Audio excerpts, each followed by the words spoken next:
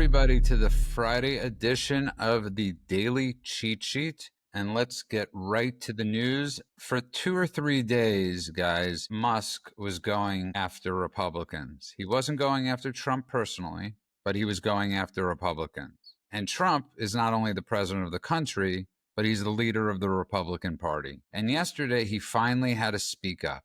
And obviously, we know what happened afterwards. But I got to tell you guys, I think Trump handled this better than I've ever seen him handle confrontation. But most importantly, he's the leader of the party. He has to protect the Republican Party and those that voted for him and his base. And Golan, that's exactly what he did. And we all have bad days. I'm not judging Musk. We all have bad days where we lose our crap.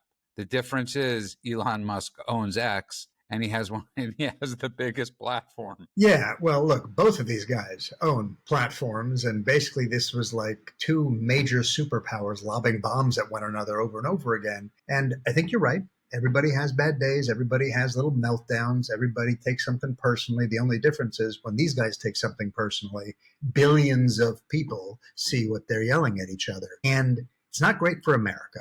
It's certainly not great for conservatives, and it's not great for what the White House is trying to accomplish right now. I think that, look, there's a lot of stuff that can be said on both sides, right? I think you're right that Trump handled it in a way that was actually, for those of you who actually know Trump, who have been following Trump, this was restrained. He could have gone nuclear, and he didn't. He actually kind of was almost the kindler, gentler version of Trump, who still doesn't take any shit when you come at him. Musk, on the other hand, I think it's fair to say this was beyond a public temper tantrum. This was more of a public meltdown. There's no denying that Musk is brilliant, that Musk is a patriot, that Musk put himself aside in order to make sure the country was taken care of. But that brilliance also makes him fragile. His mind is moving at Mach 10 at all times, which means that it can also melt down under pressure. And I think that when you watch someone go so far as to start to say things about the Epstein files, start threatening NASA, start threatening astronauts, start threatening shutting down the thing, he's too smart to be that dumb. And the only thing I can look at in that particular case is a mental snap. And I think that if you're going up against Trump, who's the king of the format, then you can't be doing it in a wild fashion, unhinged fashion. And Mend, I'm not sure if you saw my post yesterday, but I know Golan did, where I talk about being sober 27 years, which is considered a mental disease, I guess.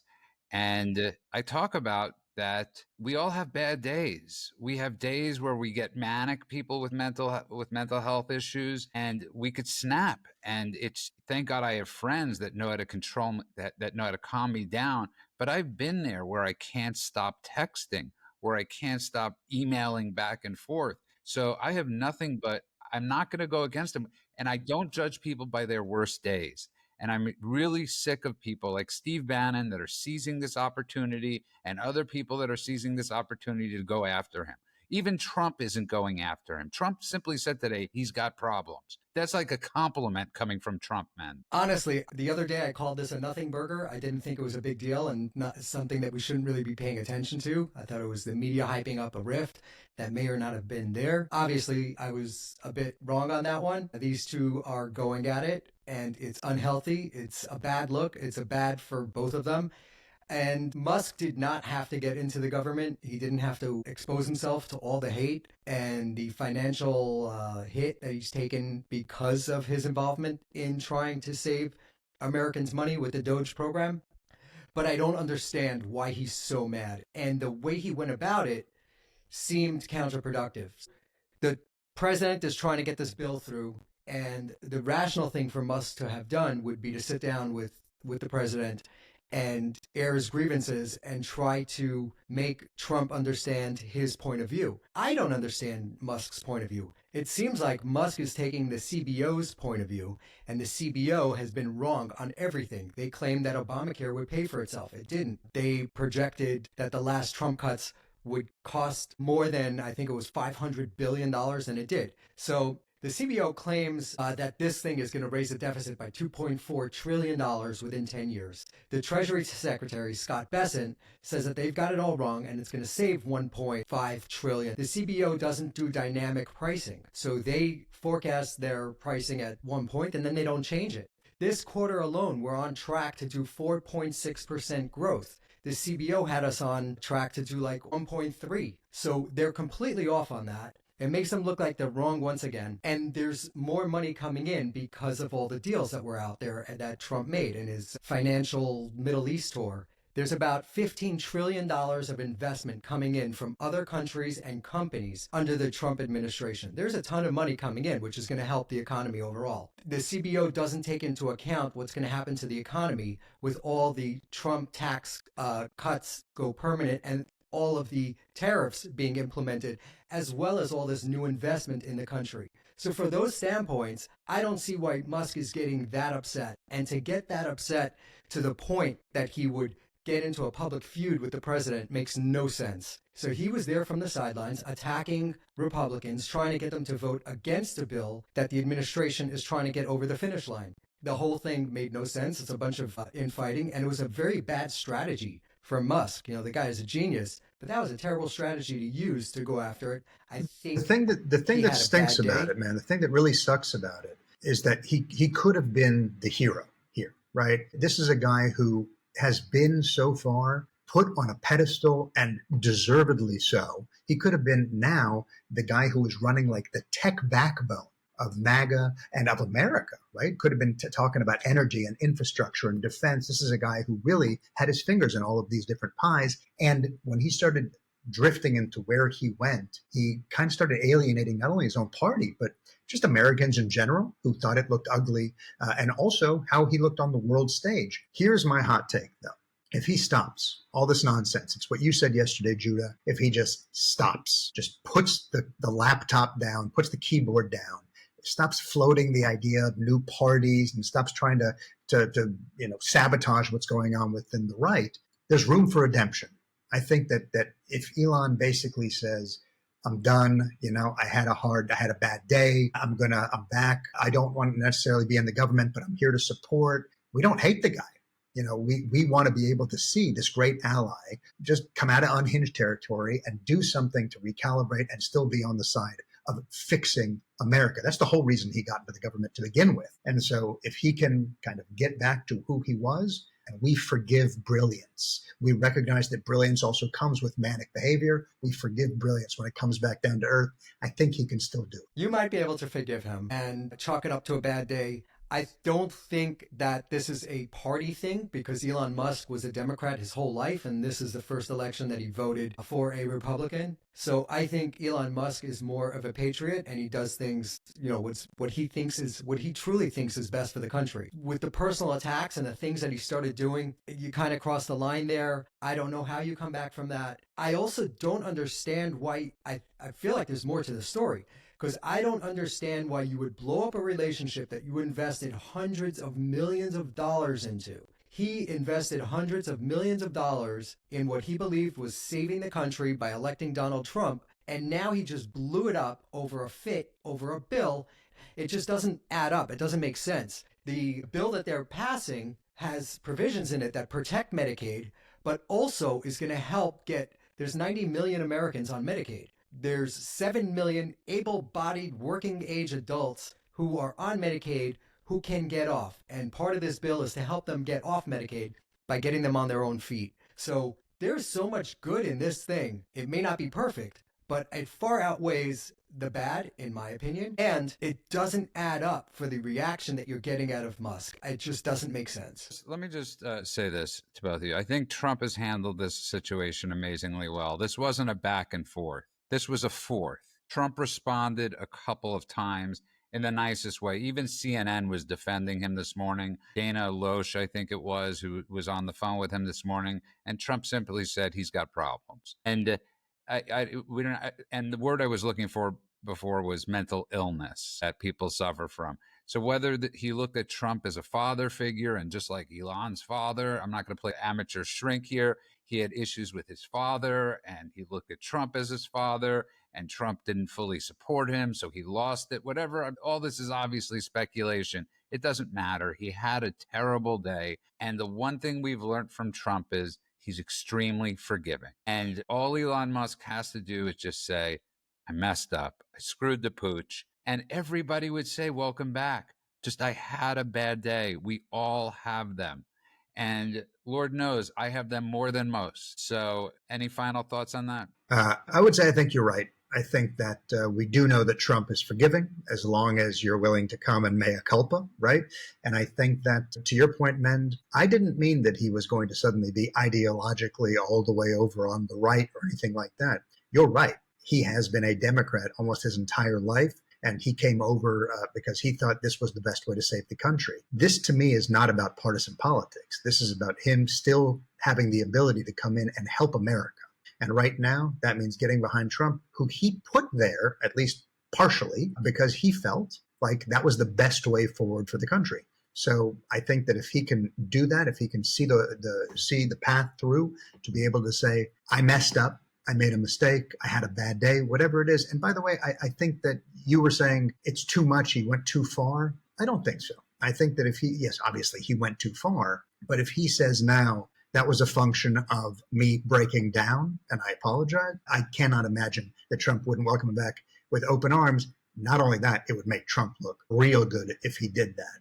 And so I think there's a very distinct possibility. By the way, the other thing, Men, that you mentioned was that it was too much. His reaction was too much. There's something more going on. It's not about the bill, or maybe there's more to it. I think you're right, but I don't think it's complicated. This is a guy who has been now, for as long as I've known him, at least in the Twitter world, on the X world, a super troll. You go after him, he goes after you 10 times harder. He has the platform, and he smacks you down digitally as often as possible. Ben Shapiro called this fight a fight between the richest man in the world and the most powerful man in the world. And I think that that kind of says everything. Who is the person that can smack Elon Musk down that's actually going to make him feel it? Only one guy. Musk doesn't like that. I think it wasn't about the bill. I think it was when he felt he was getting swatted that then he did the thing that he's used to doing, going online and just attacking. Hence daddy issues. Men, go for it. I was surprised. I thought Trump had thinner skin, and when I heard that he was going to sit down with the Iranians and negotiate when this country sent hit squads into our country to kill him and a whole bunch of his former cabinet members, I did not think that you could come back from that. But apparently the guy has thicker skin and he's able to shake a lot of this stuff off. Also, to the point that he sat down with Bill Maher and had dinner with the guy, and Bill Maher is the biggest smack talker about Trump out there. So I guess we were wrong on some of the Trump assumptions where we really thought that he's petty, vindictive, and thin-skinned.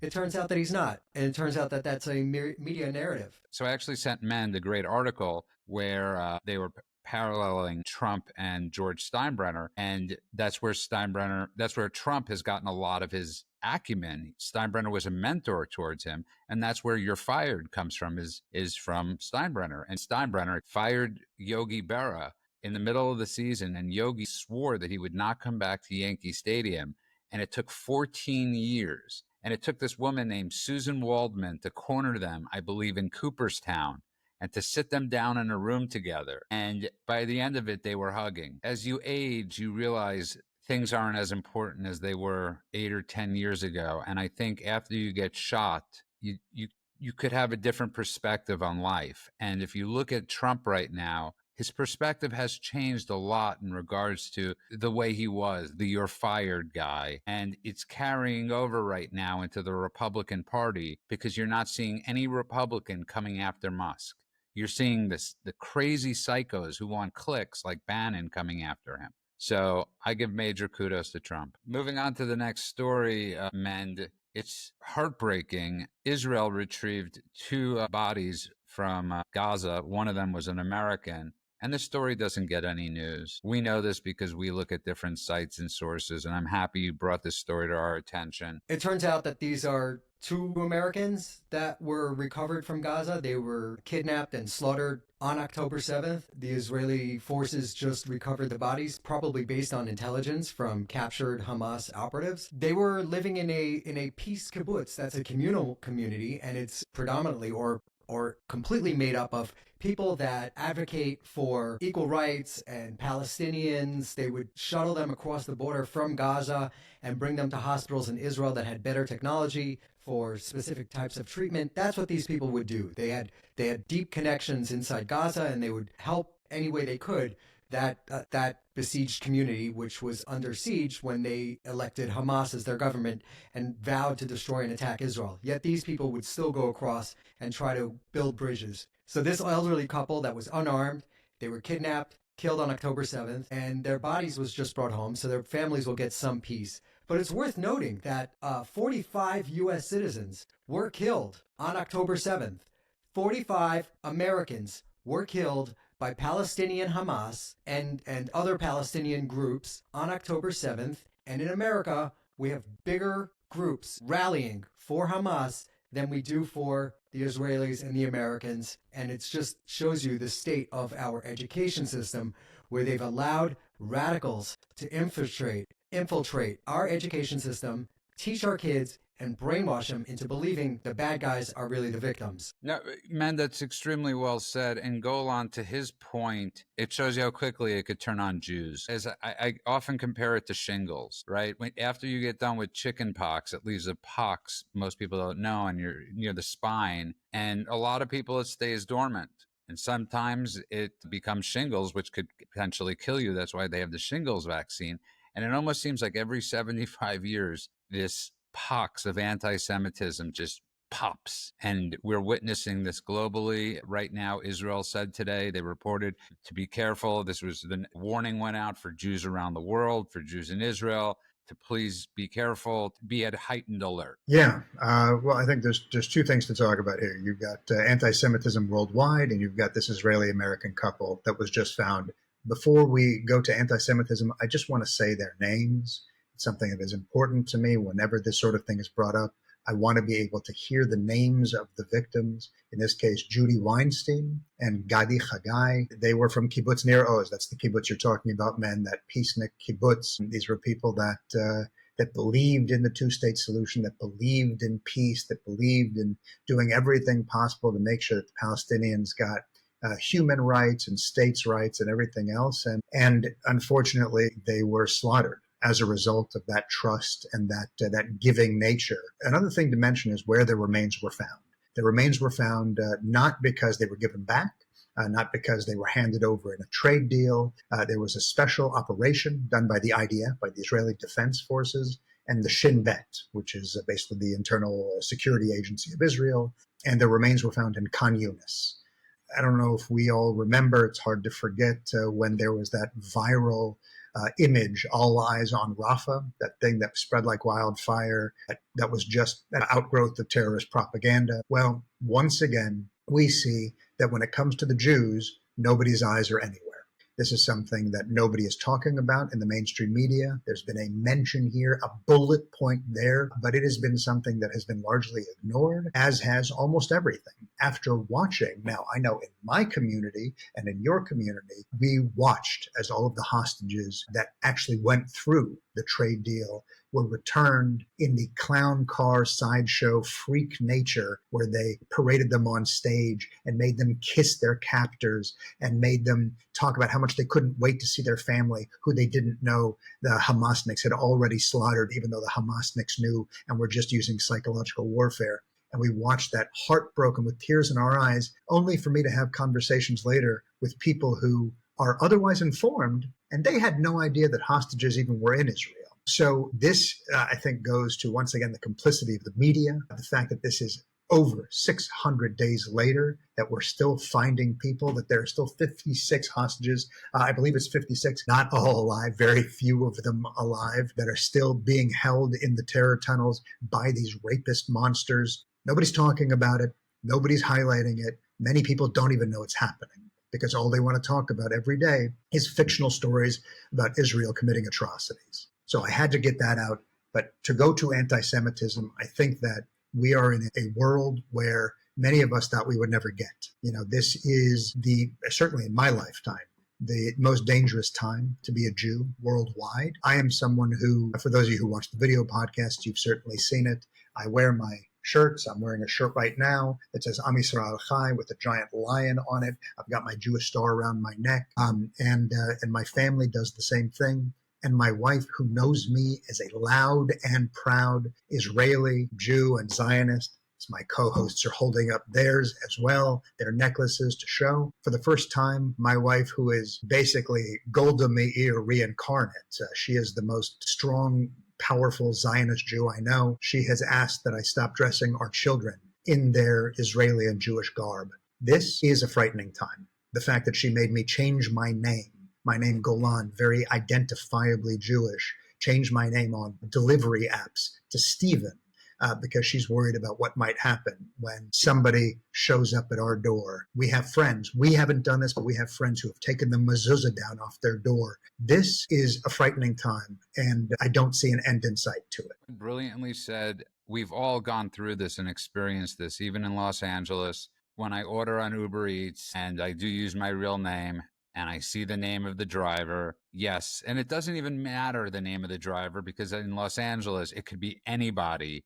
that believes Israel's committing genocide. And men, we're in some frightening times. I think it's more than just anti-Semitism for sure that is there. That's definitely a problem. It's a thing. But we're talking about Islamic radicals that have infiltrated all aspects of society, especially in Western society. Just today, there was a Christian village in Nigeria that was attacked by Islamic radicals, and they were just executing people. You see men, women, children running for their lives, and you see the gunshots. These people are pouring out of their homes and their churches, and you hear the gunfire, rapid automatic gunfire in the background. It's happening all over Africa. Christians are being slaughtered by Islamic radicals. So this is not just a Jewish problem. This isn't just an American problem or an Israeli problem. This is a global problem, and it's all coming from one source. And that source is being covered, and they're giving protection by the United Nations and most major news outlets,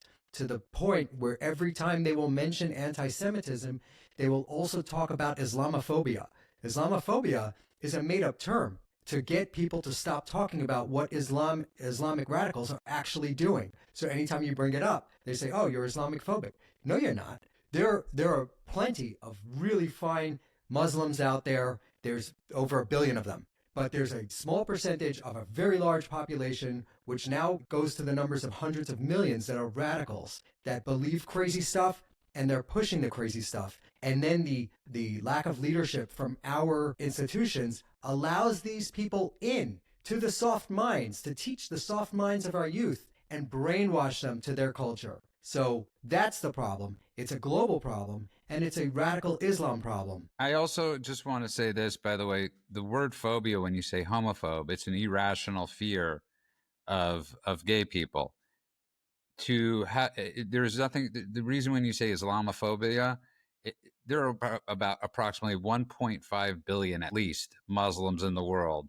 And at a low number, 10% are radicalized. So that's 150 million. That's 150 million radicalized Muslims around the world. There is nothing irrational about that, having that fear. Absolutely nothing. So again, that word, men, Islamophobia, you're 100% right. It is totally made up. It is a narrative. And again, I go back to George W. Bush after 9/11 when he said Islam was a religion of peace. He got us into this deep shit mess because he shielded them from the truth, from us being able to speak about the truth. He put them in a protected class, and George W. Bush, screw you. And I'll add one thing to that, which is it's not just that the accusation of Islamophobia muzzles any criticism of Islam, no matter how valid, and much of it is, but they also, in doing that, anti-Semitism and Islamophobia, like throwing it in as well, they're inferring that the rise in criminal violence is equal. And it is nowhere near, not even a quarter of what's going on with the Jewish community is going on with the Islamic community. It is a false narrative, it is a false equivalency, and it is something that fools the masses who don't know any better into thinking that they are on both sides of an equal equation. And it is not. And I want to get back to Men's point as we're wrapping up, and gonna wish everybody a good weekend. He brings up a great point, which is terrorism. And this is what Trump has been focusing on, because it's much easier to pass legislation with terrorism than it is anti-Semitism in any anti. So he's cutting federal funding to the state of California, starting that today. Stop funding campuses that allow anti-Semitism, that allow other cultures to indoctrinate and cause chaos and fear. So President Trump is doing everything he can to protect all citizens of the United States from this insanity. So it's not just us. Every kid in America should feel safe in school and not have the fear or the threat of Sharia law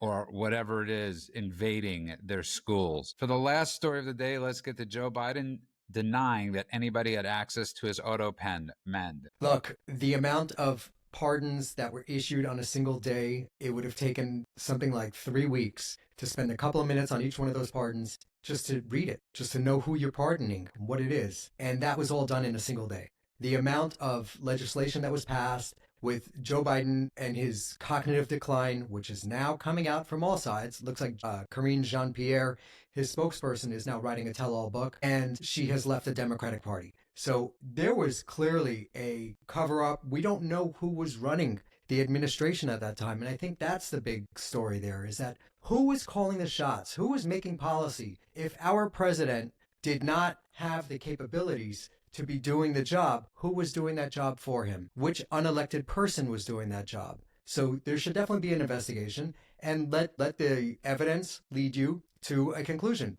And let's find out what actually happened there. Well said. And Golan, I don't think it's just an auto pen scandal like Men is talking about. It's an auto prompter scandal too. We know that what it was ever being written or said were not words that were coming from his brain. It was just words he was repeating that he was reading off a screen. So there's a lot of investigations they have to do. Absolutely. Look, if the president is unfit mentally and staffers are hiding it, or they're bypassing him, or they're, worse yet, simulating his authority, which is what the auto pen speaks to, then what we're talking about is the 25th Amendment being ignored. And it had been mentioned many times, and people kept telling us, don't trust your lying eyes. Believe me, he's the sharpest he's ever been. You know, Morning Joe wanted to let us know this is the best Biden I've ever seen and all of that. And what it really meant was the Republic was being hijacked, because the media can spin it all they want. It's not just paperwork.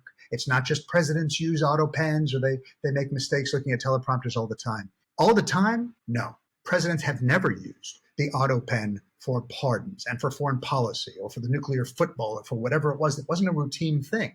That's fraud. And fraud, when it comes to the American presidency, means that criminality is afoot and there's something that has to be done. Well said, both of you. And on that note, I think it's extremely important to remember it's the anniversary of D-Day today. Thousands of troops died so we could live on that day, and God bless them. God bless their families. God bless all the people that have served our country. We talk about a lot of serious issues on this show, and a lot of people are struggling, and that's why I don't make light of the Elon Musk situation. You never know what somebody's going through on the day you meet them. So be kind and try to be forgiving, and reach out to your friends if you're struggling. And I'm blessed. We're all blessed that we have that in our lives. And final thought is, do something fun this weekend. Mend, what fun thing do you have planned with your family? Oh, we're going to the beach. We're in California, so every weekend's a beach weekend. We're going to be playing tennis, beach, and biking. Beautiful.